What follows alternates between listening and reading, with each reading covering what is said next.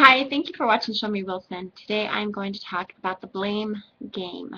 This is where we blame our past relationships instead of taking accountability for our relationships. So, how many of you have heard of people getting out of a relationship and then meeting the same type of relationship but a different face? Okay, like maybe they were in a controlling relationship and then their second husband was also controlling. I'm going to talk about how that happens and why it happens. Okay, first of all, um, we have, let's just say a man and woman. We have a woman who's a hard worker. She's smart, but she's a hard worker.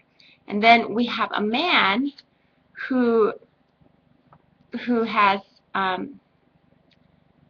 who's not a hard worker. So let's say now they connect, and now he becomes a hard workaholic. And she's always saying, why are you always working so hard that I don't see you? Okay, so does he get it from her? Or did she give it to him? Or did he just naturally become a workaholic?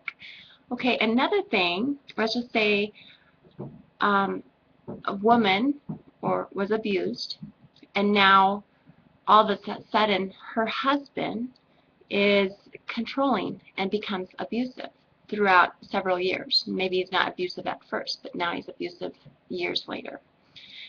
When a person has explosive cells, it goes into the other person. Remember, you're sharing yourself memories. So now this person who would have never abused you or been controlling before you met is now doing those things that he regrets or wished he would have done differently, not knowing what happened, not knowing that he took the cell memories of her past experiences and became her worst nightmare. Okay, so now let's pretend this man has ADHD, okay, or bipolar, or some medical condition where he's not getting help, okay. Now this woman is not used to ADHD. She has no idea what ADHD is. She doesn't have that in her family. And so when they connect, she now becomes depressed because all this ADHD is just so foreign to her. So can you see how relationships are responsible for both people, and a person should accept responsibility? Okay, this woman should accept the responsibility of her husband being a workaholic because she was a hard worker, but because he had ADHD, he doesn't know how to be a workaholic and be effective. Well, he doesn't know how to be a hard worker and be effective. Instead, he turns into a workaholic because being effective doesn't run in his makeup. Okay, so now can you see why this woman who's been abused is now being abused by her husband? Okay, so it's all about the memories going into the other person. Now these two people get divorced.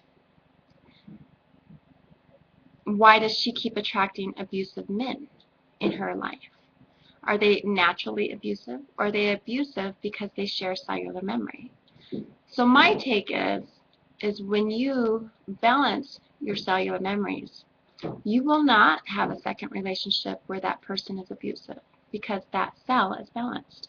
But until that cell is balanced of the abuse or the workaholic or the depression or the ADHD or the bipolar, until those are managed and balanced, you're going to take that to your next relationship, causing people to marry or be in a relationship with the same type personality because it's your personality.